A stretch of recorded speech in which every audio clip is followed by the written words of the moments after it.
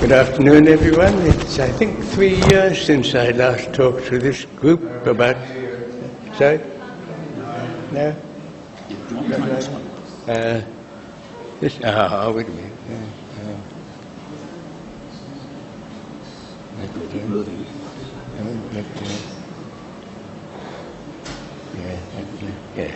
Is that better? Oh, my goodness. Yes, it's about 3 years since I talked to this group about the Trajannic Mint at Rome, and it's nice to be back and see that everything looks so healthy.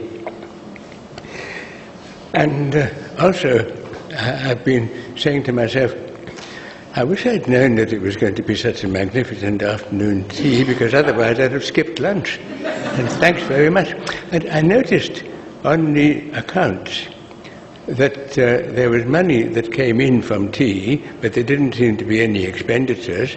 So I think this means that people are bringing in the goodies for free. Is that right?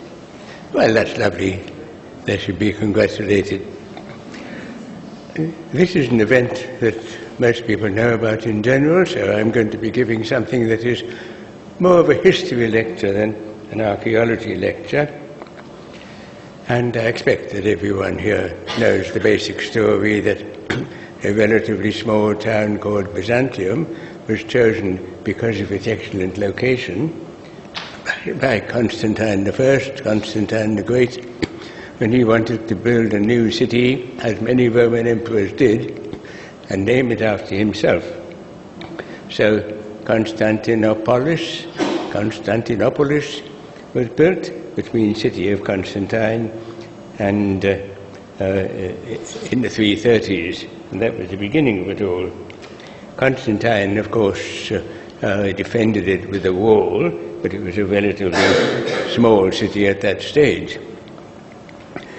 In many respects, it was made to copy Rome, and it was often described as a new Rome, although I wrote an article a few years ago pointing out that a lot of people were starting to say that New Rome was an official title. It wasn't. It was just a laudatory way of describing the place. It wasn't like New York, you see, which is an official name. And in fact, I even found one writer saying that it was called New Rome, also known as Constantinople, which is absolutely back to front. Because what Roman emperor would want to have any name for a city that he'd founded except his own name on it? So the city becomes important and expands. At the beginning of the 5th century, Theodosius II ordered that it should be greatly enlarged, and a large double wall, which was actually made triple in one place, was then built to enclose the extra area. That was meant to make it very defensible, but when you come to 1453, this was actually a disadvantage, because there weren't enough fighting men left to fight on the walls and defend the city. They were scattered too thinly. So that was a bad plan. So what did the city look like? Here's a nice pretty picture of it. And I think you already know the way in which it worked. It faced the sea, partly on land, partly on the sea. And then there was this stretch of water separating the main city of Constantinople from the little section on the east opposite, which is called Pera, which means opposite or the other side, or Galata, another name for it. And it was a much less well-defended part of Constantinople. At the entrance to the Golden Horn, you will see a train. This is what was put up in 1453 to try to keep the Turkish fleet out, and it was pretty successful. And then when you look around, you can see the great church of the Holy Wisdom, Hagia Sophia there. You can see the, Hagia Sophia is down there, and the Hippodrome, that you saw in the previous talk is there. Ships sailing up and down, a harbour there, and off the screen where you can't see it, the walls of the city. Well, 1,000 years ago, Constantinople was the most splendid, the richest city in the world, far ahead of Milan, Rome, even Baghdad, which was 1,000 years ago, was a great centre of scholarship. So things changed. And then there was the Fourth Crusade of 1202 to 1204, which led to the looting of the city, and it was all downhill after that. The story of the Fourth Crusade is that the Venetians, who had the ships, were engaged by the Crusaders to take them to the Holy Land, but there were problems. The Venetians weren't getting paid enough, and in short they ended up in Constantinople, captured the city, and then in the following year there was another episode when they actually looted it entirely, and that's why you've got so many things from Constantinople in Venice now. Here's an artist's impression then of the sea walls along the Golden Horn of the city, with the Venetians. Obviously the boats and the people are, as with medieval art, all terribly out of scale, but that's the way it was done then. So from the 13th century onwards, Constantinople was on a downward path. The Venetians and other Westerners ruled Constantinople for nearly 60 years, but then it was returned again to the Romans. Now I say Romans, which is what they called themselves at that time. We tend to call them Greeks, and Greek was their language. But the story of this is, of course, that the Roman Empire went on after Constantine had founded this new city, east and west. Then the western part collapsed, but the eastern part still went on. And the people there called themselves Romans, Romei in Greek. And if they talked about Greeks, which in Greek is Hellenes, they meant the ancient Greeks. So right until the end, they were calling themselves the Romans. Now, trouble starts. At the end of the 13th century, a group called the Ottoman Turks, as opposed to the Seljuk Turks, who had caused problems earlier, formed itself in Anatolia, which is Turkey now, and began to spread over other parts of Asia Minor. And in 1354, which I always think of as a very significant date, almost as significant as 1453 in a way, they crossed over into Europe and established a base for a while at Gallipoli. Now, when you say Gallipoli to an Australian always thinks of the First World War and the Gallipoli Peninsula down at the end, which is where the fighting took place. But Gallipoli, the original Greek name being Kallipolis, the beautiful city, was a town just at the edge of the Sea of Marmara, where it opens up and becomes much broader as you go up towards Constantinople. And that was a very good strategic place, because in the days of sailing ships, to go up that little narrow stretch of water, the Bosphorus, could be very difficult. The tide was against you, the wind might be against you. Once you got into larger water, you could tack to and fro, even if old ships couldn't tack as well as modern ones. So Gallipoli was strategically quite important. The Ottomans didn't manage to stay there for very long. They were chased out, but then they got back there again. And they started penetrating further into Europe. They even gained control of the city of Thessalonica in Latin, between 1387 and 1483. So you can see that problems are multiplying. In fact, Constantinople might have fallen much earlier in the 15th century if the Ottoman Sultan hadn't had a mishap.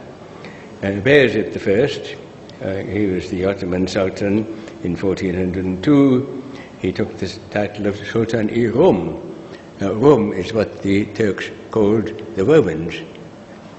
So by taking the title of Sultan-i-Rum, he was claiming to be the ruler of the Romans.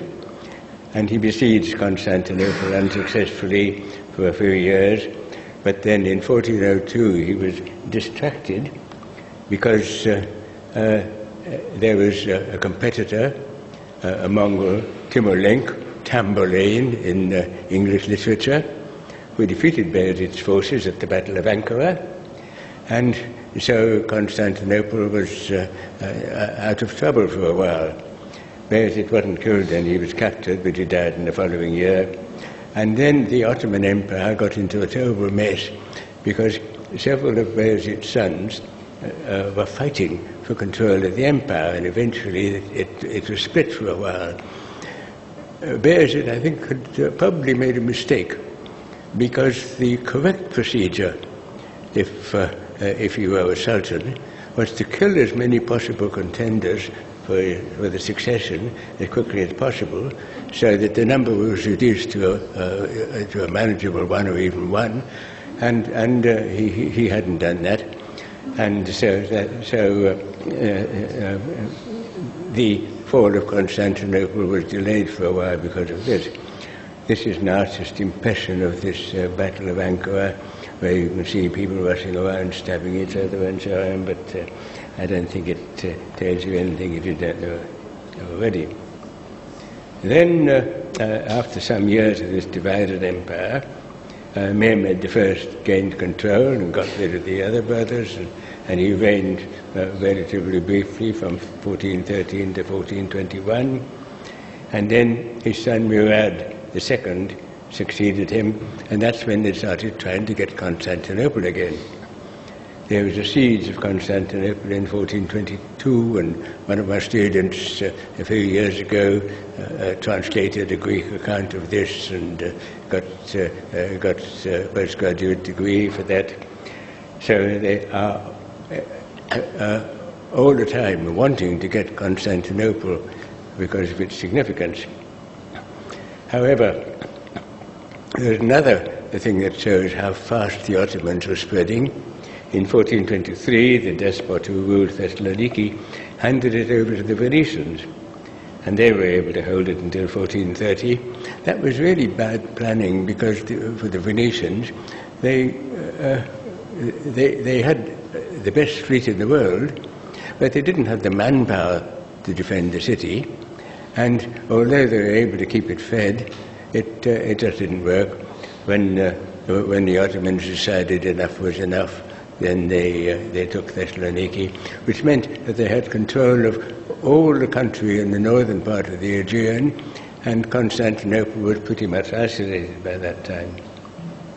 Now, could the people in Constantinople, could they have had any help from other European powers?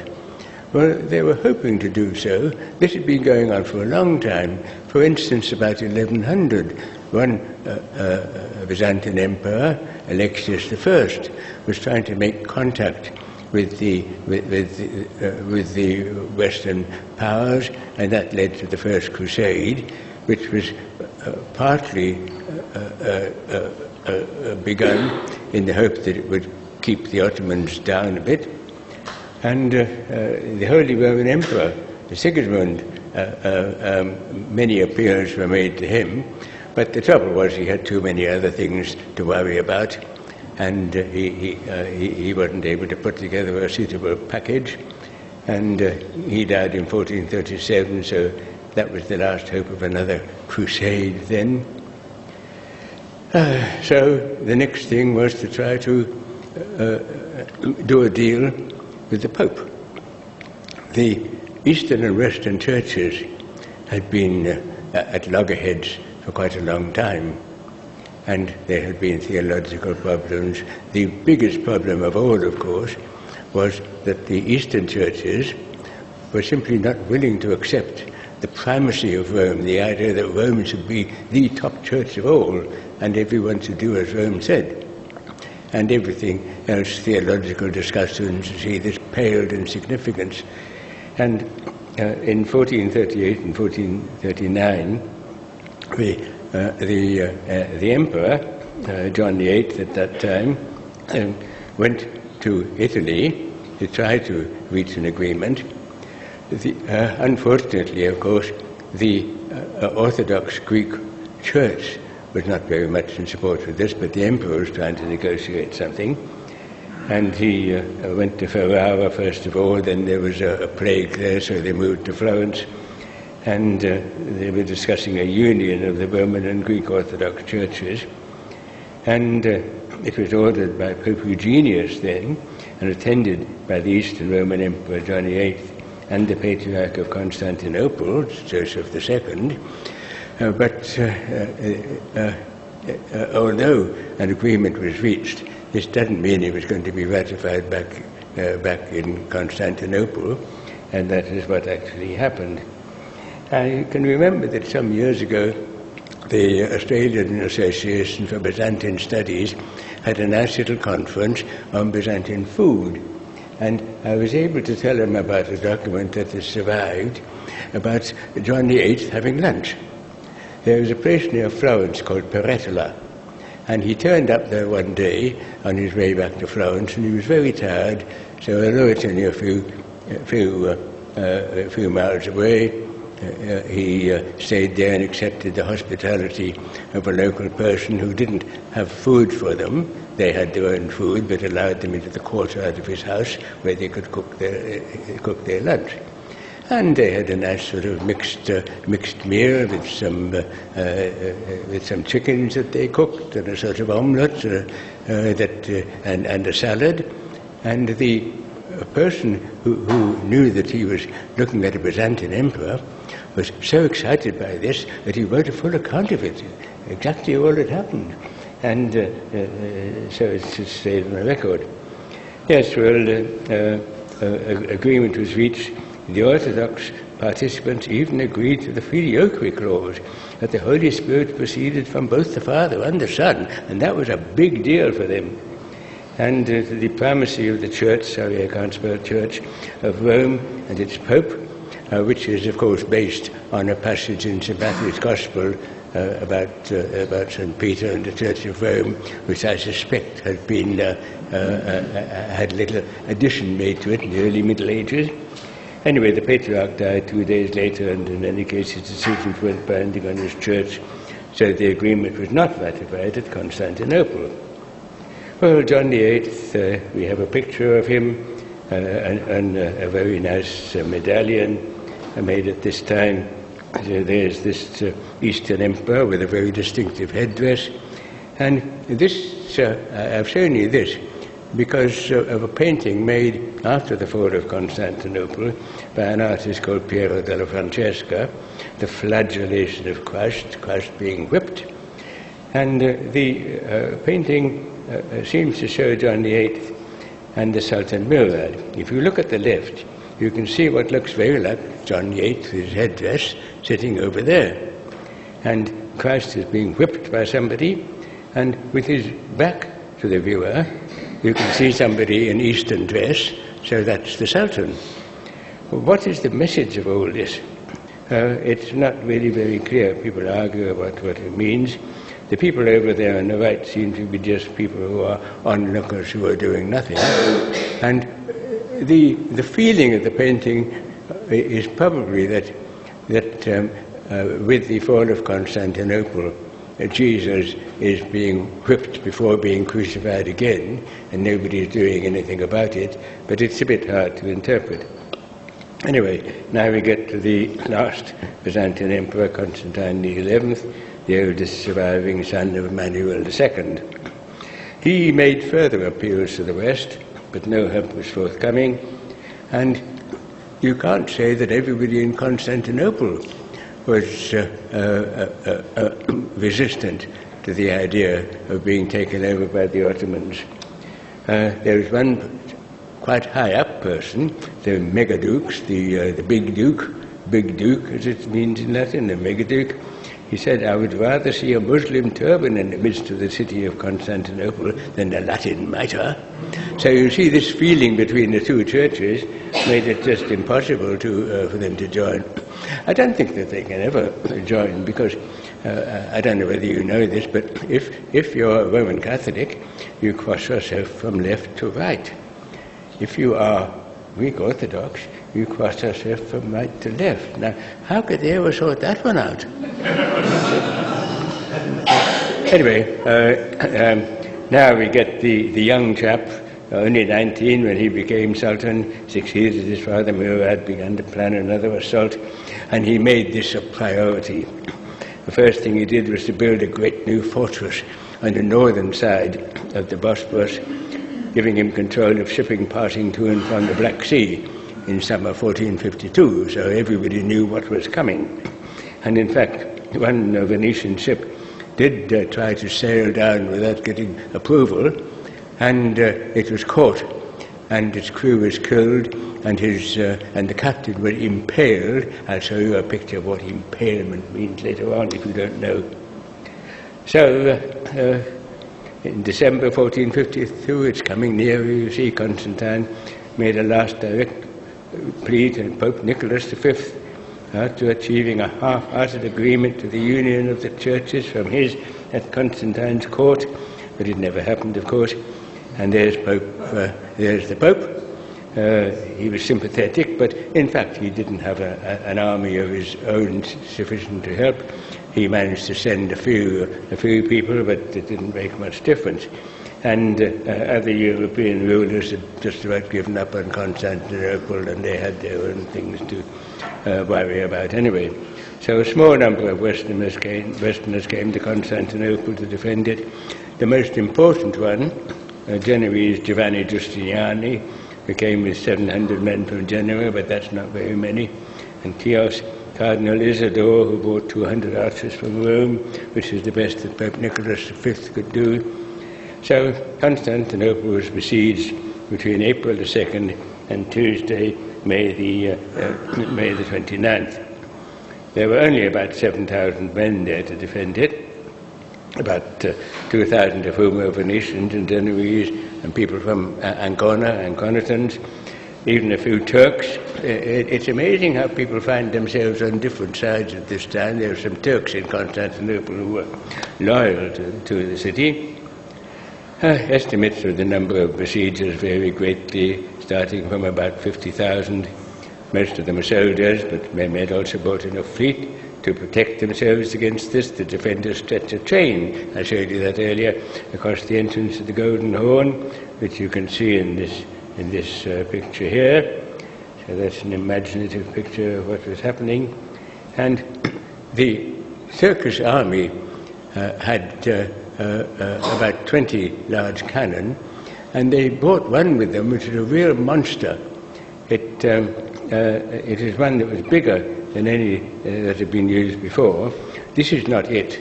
It is one of about the same size that dates a bit later, because the one that came in then was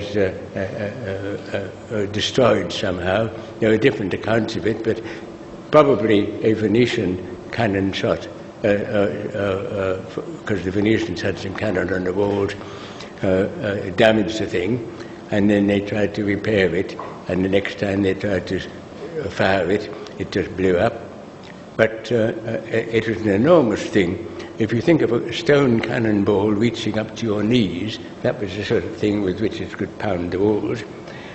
Yes, well, anyway, the next thing is that the Ottomans got their fleet into the Golden Horn. They dragged a number of ships from the sea over the hill on the opposite side of the Golden Horn, thus avoiding the chain. And so you see an artist's representation of this. The Sultan on his white horse, and in the background you can see the sort of roadway that's been constructed and ships being slipped down it. So things are getting worse and worse. And on April the 28th, they tried to destroy this fleet by sending some fire ships down, but unfortunately they lit the fires too soon, and the Ottomans were able to get away. And some of the people who had tried this made the mistake of jumping into the water because they couldn't sail back, you see, and going over to the side opposite, the Pera Galata side where they were seized by the Turks, and then impaled where the people in the city could see them, and that is the nice practice of impaling which is carried out sometimes then. So this is from Niccolo Barbaro's account. He was a Venetian doctor, and this is my first introduction to Byzantium, because in 1966 a postgraduate student here was researching the siege of Constantinople, and one of the sources was this Venetian account of things by Niccolo Barbaro, which hadn't been translated into any language, so I made a translation and later published it. So one thing led to another, as it often does in life. And Niccolo Barbaro was talking about the Turks coming and seeking to fight, particularly the Janissaries. Janissaries were the crack troops of the Turks at this time. They were partly meant to be the emperor's protecting guard, but also in larger numbers.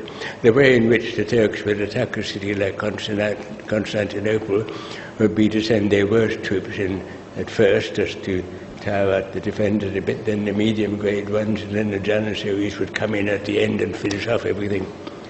So this is an artist's impression of the final siege, with people trying to climb ladders up the walls. But actually, nobody knows exactly how the Turks got into the city. There are various accounts which differ from one another, and you can understand, with the sort of bedlam that was going on at the time, nobody was in a position to take an account of everything. There were no media mice with cameras or anything like that. So the city was besieged.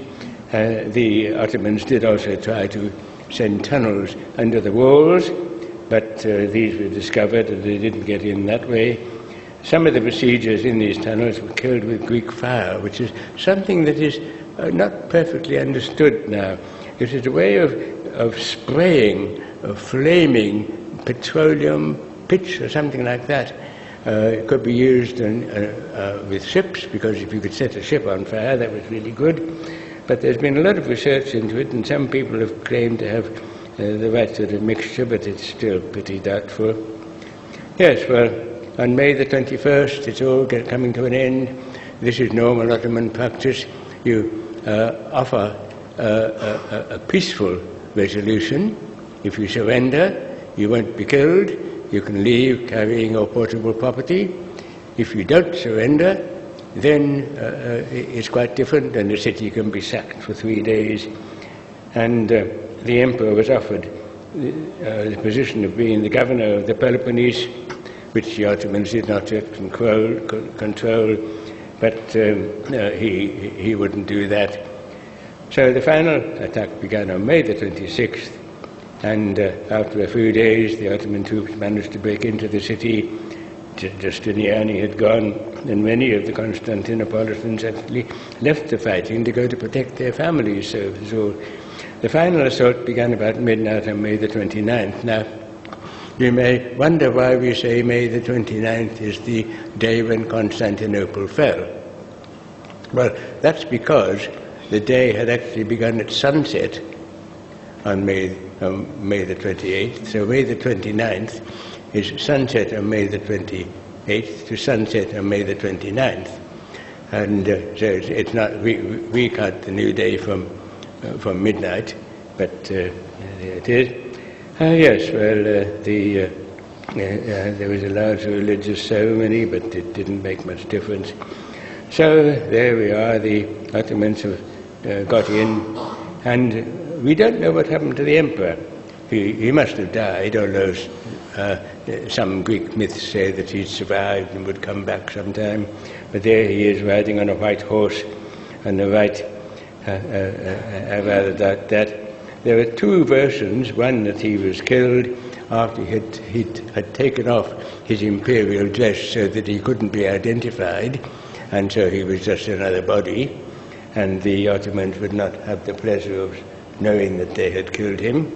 And there's another account that he hanged himself, which I rather doubt, because if he was going to commit suicide, hanging was a lower class method of killing people, so he wouldn't have done that. Anyway, we don't know. And then the Ottoman soldiers were allowed to loot the city for 3 days, and then the Sultan ordered the looting to stop. Pope Nicholas then attempted to organize a new crusade, but failed, and in any case he soon died. And then no other European ruler was willing to attempt this. And the Greek-speaking Christians who remained in the city were on the whole not badly treated. In later years, many of them reached high positions in the Ottoman administration, because that was a way that they could make themselves useful. And Mehmed appointed a new patriarch, Gennadius, as he called himself, because he had resisted the union. He was known to be anti-Roman. And he appointed him as patriarch, and so things moved on. The Turks have just produced a film, this is about 5 years ago, which says Fethiye 1453, which means conquest 1453, so they're still very cheerful about it. And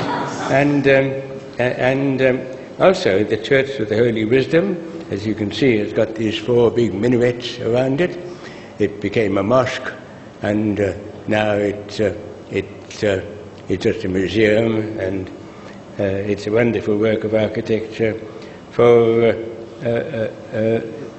those who are interested in this sort of thing, it was built in the 6th century, and then the dome collapsed, and they put it up again, and the dome has stayed there since then. And the reason for this is that although it's in a seismic area, Roman concrete is not as strong as the concrete that we use now, but this pozzolana, or pozzolan as it's called, that it was made with, has got a sort of self-healing quality. It's not reinforced with steel like modern concrete, but if it cracks a little bit, if you leave it alone, it'll sort of glue itself together a little bit. And that may be one reason why it has survived. Yes, well, on this sad note, I will end, and thank you for listening, and I hope you won't weep too much about the fall of Constantinople.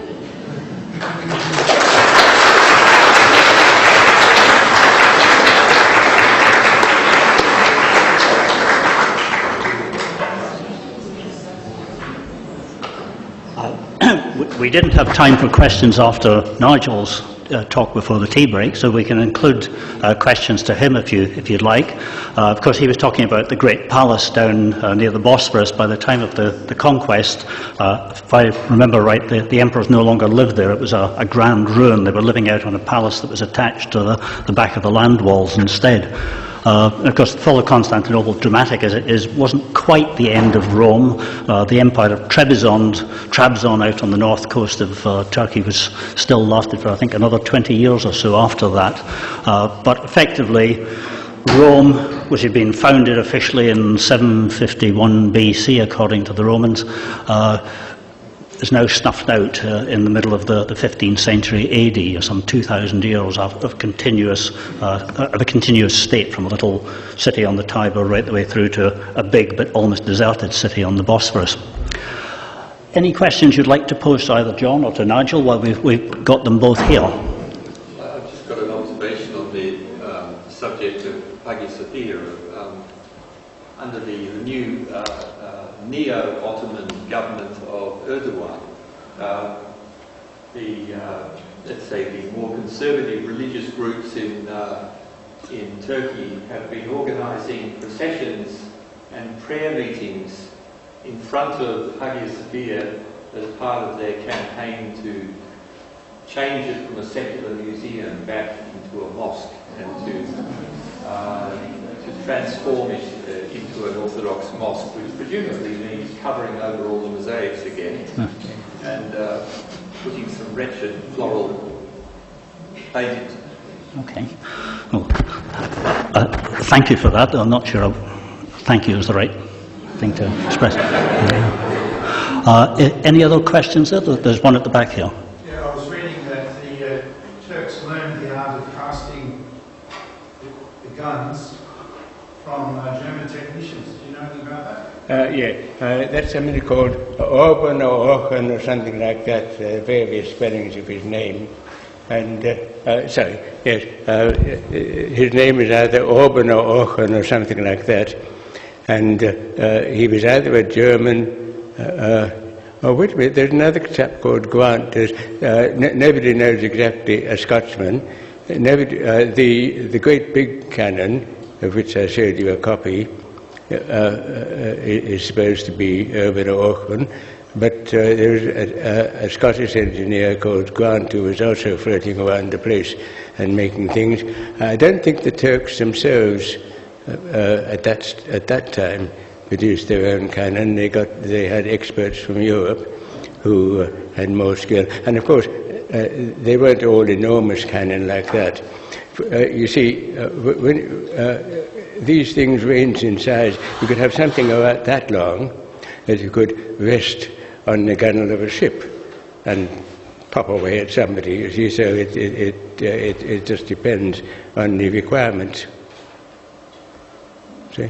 So it seems as though most of Europe didn't really care about Constantinople or the Eastern Empire, but rather they were wiped off the map. Well, I think they cared just a little bit, but you have to remember that the situation with the different churches had a lot to do with it, and you see, well, for instance, the Emperor Sigismund earlier on, he might have been willing to do something, but he had an enormous religious controversy going on in his own country. Somebody called Huss. You see, the Hussites, some people might know about them, and that can be very diversionary, and you know, Malcolm Turnbull can hardly get anything done now because everybody's worrying whether more people are going to be New Zealanders. These matters can overshadow other things. Yeah? Did the Ottomans, the Byzantines, Romans, or did they see them as Franks? Well, and what language were they speaking Greek? Yeah, if you're asking about the names, the Franks can be very vague. It doesn't necessarily mean French. It can mean Germans or people from north of the Mediterranean. Is that what you were asking? How did the Ottomans perceive the Byzantines? Did they see them as Romans, or did they see them as Greeks? Well, they perceived them as Romans because that's what they called themselves. You see, they didn't call themselves Greeks. But they were speaking Greek, were they? Oh, yes. But they were the inheritors of the Roman Empire. So in all the documents, you find them describing themselves as Romans. Seems a bit complicated, doesn't it? Are there any other questions? Yes, has somebody got the list to give Nora before I wind up? The list of... The list of members present that was passed around? No, nobody's allowed to leave till Nora's got the list. Somebody will go. Clipboard.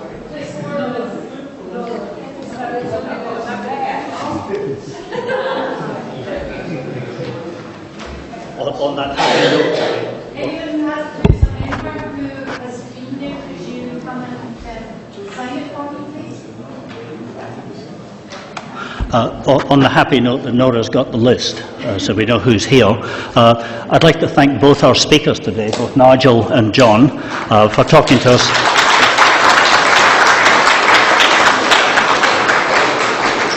And John has already trailered the talk that he's willing to give to us next year when we set up our sessions then on the deification of Roman emperors, or the damnation of Roman emperors as well. So something for us to look forward to next year. Thank you all for coming. See you after Christmas.